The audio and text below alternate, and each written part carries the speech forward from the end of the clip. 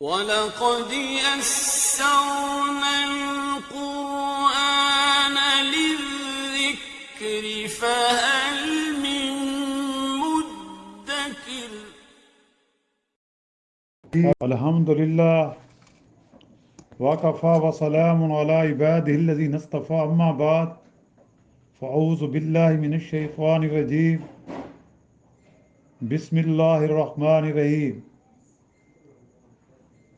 وقال الذین لا یرجون لقاءنا لولا انزل علینا الملائکۃ او نرى ربنا لقد استكبروا فی انفسہم واتوا عتوا کبیرا. اور جو لوگ ہمارے سامنے پیش ہونے والے ہیں یا جو ہمارے سامنے پیش ہونے سے اندیشہ نہیں کرتے، وہ یوں کہتے ہیں کہ ہمارے پاس فرشتے کیوں نہیں آتے یا ہم اپنے رب کو دیکھ لیں. یہ لوگ اپنے دلوں میں اپنے کو بہت بڑا سمجھ رہے ہیں اور یہ لوگ حد سے دور نکل گئے ہیں. یوم یرون الملائکۃ لا بشرا یومئذ للمجرمین ویقولون ہجرا محجورا. جس دن یہ لوگ فرشتوں کو دیکھیں گے اس روز مجرموں کے لیے کوئی خوشی کی بات نہ ہوگی اور کہیں گے کہ پناہ ہے پناہ ہے. وَقَدِمْنَا إِلَىٰ مَا عَمِلُوا مِنْ عَمَلٍ فَجَعَلْنَاهُ هَبَاءً مَّنثُورًا. اور ہم ان کے کاموں کی طرف جو کہ وہ دنیا میں کر چکے تھے متوجہ ہوں گے اور سو ان کو ایسا کر دیں گے جیسے پریشان غبار. اصحاب الجنت یومئذ خیر مستقرا واحسن مقیلا. اور اہل جنت اس روز قیام گاہ میں بھی اچھے رہیں گے اور آرام گاہ میں بھی خوب اچھے ہوں گے.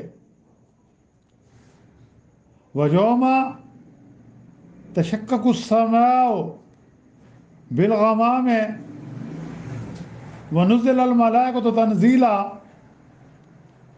اور جس روز آسمان ایک بدلی پر سے پھٹ جائے گا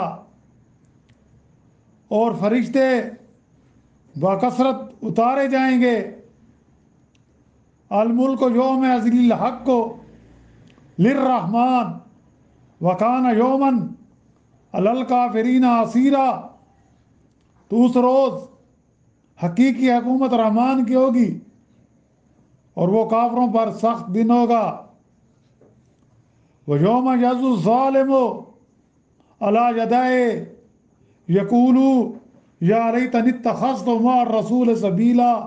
اور جس روز ظالم اپنے ہاتھ کاٹ کاٹ کھاوے گا کہے گا کہ کیا اچھا ہوتا میں رسول اللہ صلی اللہ علیہ وسلم کے ساتھ راہ پر لگ لیتا. یا ویلتیٰ لیتنی لم اتخذ فلانا خلیلا.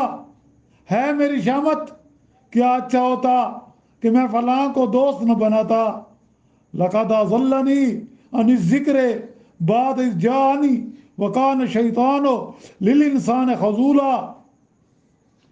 اور اس نے مجھ کو نصیحت آگے پیچھے آنے سے کہ مجھ کو نصیحت آئے پیچھے اس سے کہ بہکا دیا.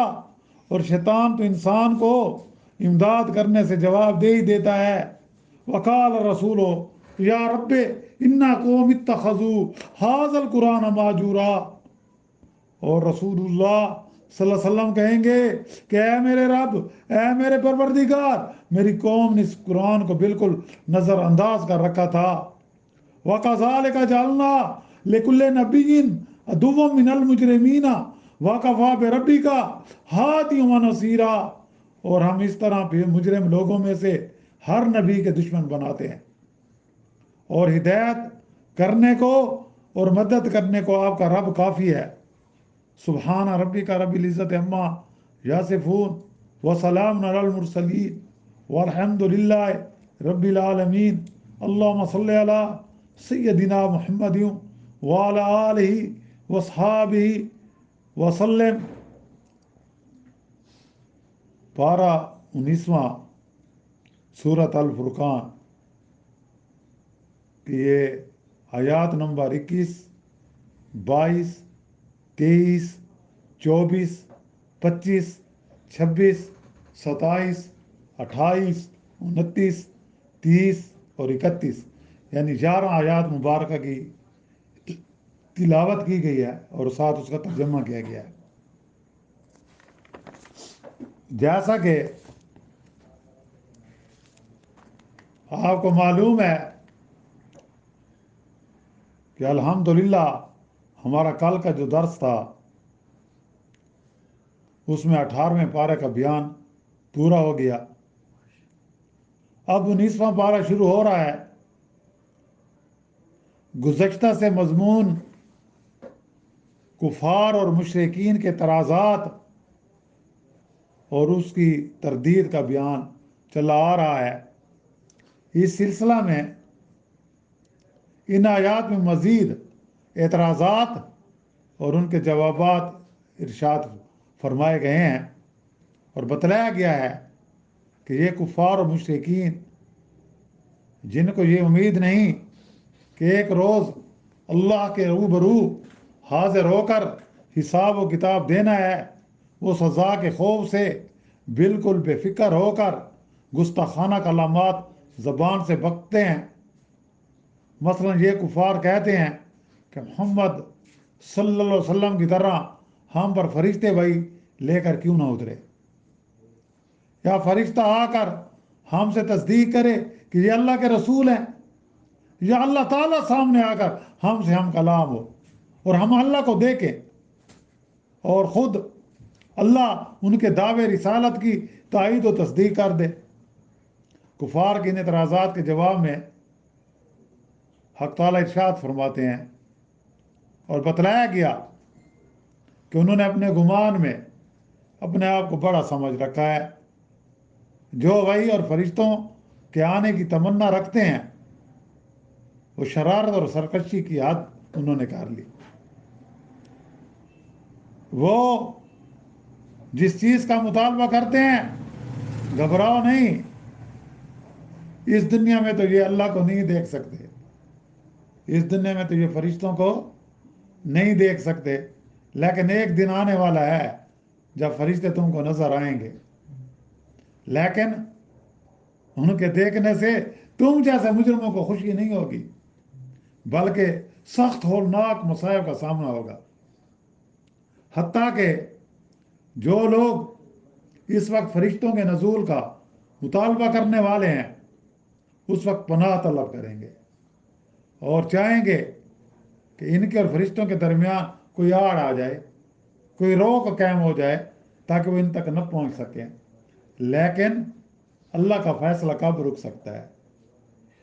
دنیا میں ان کفار و مشرکین نے جو بھلے کام اپنے ظلم کے موافق کیے ہیں اور جن پر انہیں بڑا بھروسہ ہے، ہم قیامت میں قطعاً انہیں ملیا میٹ کر دیں گے، اس طرح بے حقیقت کر کے اڑا دیں گے جیسے خاک کے حقیق ذرات ہوا میں ادھر ادھر اڑ جایا کرتے ہیں، یعنی ان کے اعمال کی کوئی قدر و قیمت نہ ہوگی، اور یہ لوگ اس دن مصیبت میں گرفتار ہوں گے، ان کو کوئی چھڑانے والا نہیں ہوگا۔ اور جن اہل ایمان کی دنیا میں یہ ہنسی اڑاتے تھے وہ جنت کی آرامگاہ میں خوب مزے کے ساتھ ہوں گے، اور وہاں کی راحت عیش و آرام اٹھائیں گے۔ پھر آگے قیامت کا ذکر فرمایا، بتلایا گیا کہ قیامت کے دن آسمانوں کے پھٹنے کے بعد اوپر سے بادل کی طرح ایک چیز اترتی نظر آئے گی، جس میں اللہ تعالیٰ کی ایک خاص تجلی ہوگی، اور اس کے ساتھ بے شمار فرشتوں کا ہجوم ہوگا، اور آسمانوں کے فرشتے اس روز لگاتار مقام محشر کی طرف نزول فرمائیں گے۔ اس دن لوگوں کو معلوم ہوگا کہ اصلی بادشاہت کس چیز کا نام ہے۔ یہ اصلی بادشاہت ایسی ہوگی کہ اس میں کسی کا حکم نہ چلے گا، ظاہراً بھی اور باطناً بھی، اور صرف اس رحمان کی بادشاہت ہوگی، اسی کا حکم چلے گا۔ اور جب رحمان کی حکومت ہوگی تو جو مستحق رحمت ہے اس کی رحمت میں کمی نہیں ہوگی، اور جو مستحق عذاب ہے پھر انہیں عذاب ملے گا۔ کافر حسرت کریں گے، پچھتائیں گے، لیکن وہاں ان کا پچھتانا کام نہیں آئے گا۔ پھر وہ کہیں گے کاش میں نے جن کو دوست سمجھا تھا، میں شیطان انس اور جن کے بہکامے میں آ گیا تھا، کاش میں ان کی بات نہ مانتا، میں رسول اللہ صلی اللہ علیہ وسلم کی بات مان لیتا جبکہ میرے پاس نصیحت پہنچ چکی تھی۔ تو وہ کہے گا کہ میری یہ کم بختی کہ اس دوستی نے مجھے تباہ کر دیا۔ بے شک شیطان بڑا دغا باز ہے، آدمی کو بہت دھوکہ دیتا ہے، رسوا کرتا ہے۔ پھر بتلایا گیا قیامت کے دن رسول اللہ صلی اللہ علیہ وسلم سے کافروں کی شکایت کے طور پر کہیں گے، اے میرے پروردگار، میری اس قوم نے اس قرآن کو جو کہ واجب العمل تھا بالکل نظر انداز کر رکھا تھا، اس کی طرح توجہ نہیں دیتے تھے۔ انہوں نے قرآن جیسی کتاب کو الیاذ باللہ لغو و بیہودہ سمجھ رکھا تھا، کبھی اس کو سحر کہتے، کبھی پرانے قصے کہانے یعنی اساطیر الاولین کہتے۔ اس طرح ان اشقیاء نے قرآن جیسی کتاب کی قدر نہ کی، بلکہ اس کو بالکل متروک اور مہجور کر کر چھوڑا تھا۔ ان آیات سے ظاہر ہے قرآن کو مہجور اور متروک کر دینے سے مراد کیا ہے؟ قرآن کا انکار ہے۔ جو آدمی ان کو مہجور کہتا ہے وہ قرآن کا انکار کرتا ہے۔ اور حضرت انس رضی اللہ تعالیٰ عنہ فرماتے ہیں کہ رسول اللہ صلی اللہ علیہ وسلم نے فرمایا، جس شخص نے قرآن پڑھا، جس شخص نے مگر پھر اس کو بند کر کے گھر میں مولے کر دیا، نہ اس کی تلاوت کی پابندی کی، نہ اس کے احکام پر غور کیا، قیامت کے روز قرآن اس کے گلے میں پڑا ہوا آئے گا، اللہ تعالیٰ کی بارگاہ میں شکایت کرے گا کہ آپ کس بندے نے مجھے چھوڑ دیا تھا، اس کر میرے معاملہ کا فیصلہ فرمائیں۔ تو غور کا مقام ہے کہ حشر کے میدان میں جب شافع محشر دربار خداوندی میں یہ شکایت فرمائیں گے، اے میرے پروردگار، میری قوم نے اس قرآن کو نظر انداز کر دیا تھا، قرآن کریم فریاد کرے گا کہ مجھے چھوڑ دیا تھا۔ اب بتائیں، جب بتائیں اس وقت کیا حال ہوگا ان منکرین کا۔ تو ان آیات میں آخر میں رسول اللہ صلی اللہ علیہ وسلم کو تسلی فرمائی گئی کہ جس طرح یہ منکرین آپ سے عداوت کرتے ہیں، ایسے مجرم نے ہر نبی سے عداوت کرتے رہے۔ یعنی یہ سنت قدیمہ ہے کہ کفار انبیاء کے ساتھ عداوت کرتے رہے، سو یہ کوئی نئی بات نہیں ہے کہ جس کا غم کیا جائے۔ تو یہاں ان آیات سے یہ بھی معلوم ہوا کہ غلط کار اور بے دین دوستوں کی دوستی قیامت کے روز حسرت اور ندامت کا باعث ہوگی۔ ان آیات میں یہ بھی بتلایا گیا جو دوست کسی معصیت اور گناہ پر جمع ہوں اور خلاف شرع امور میں ایک دوسرے کی اعانت کریں، ان سب کا یہی حکم ہے۔ اللہ تعالی ہم سب کو محفوظ فرمائے۔ قیامت کے روز اس گہرے دوست کی دوستی پر روئیں گے۔ ایک حدیث میں ہے کہ رسول اللہ صلی اللہ علیہ وسلم کا ارشاد ہے کہ ہر انسان عادتاً اپنے دوست کے دین اور طریقے پر چلتا ہے، اس لیے دوست بنانے سے پہلے خوب غور کر لیا کرو کہ کس کو دوست بنانا ہے۔ حضرت ابن عباس رضی اللہ عنہ فرماتے ہیں کہ رسول اللہ صلی اللہ علیہ وسلم سے ایک موقع پر دریافت کیا گیا کہ ہماری مجلسی دوستوں میں کون لوگ بہتر ہیں، تو آپ نے ارشاد فرمایا وہ شخص جس کو دیکھ کر اللہ یاد آ جائے، جس کی گفتگو سے تمہارا علم بڑھے، جس کے عمل کو دیکھ کر آخرت کی یاد تازہ ہو۔ غور کیجئے، یہ ہے دوستی کا مزہ۔ اللہ تعالیٰ ہمیں دنیا میں ہر برے ساتھی سے، ہر برے دوست سے محفوظ رکھے اور صالح متقی ساتھی اور دوست عطا فرمائے۔ واخر دعوانا ان الحمد للہ رب العالمین۔ اللہم ربنا آتنا فی الدنیا حسنۃ وفی الآخرۃ حسنۃ وقنا عذاب النار۔ ربنا تقبل منا انک انت السمیع العلیم وتب علینا انک انت التواب الرحیم۔ صلی اللہ تعالیٰ علی خیر خلق محمد وآلہ وصحبہ اجمعین برحمتک یا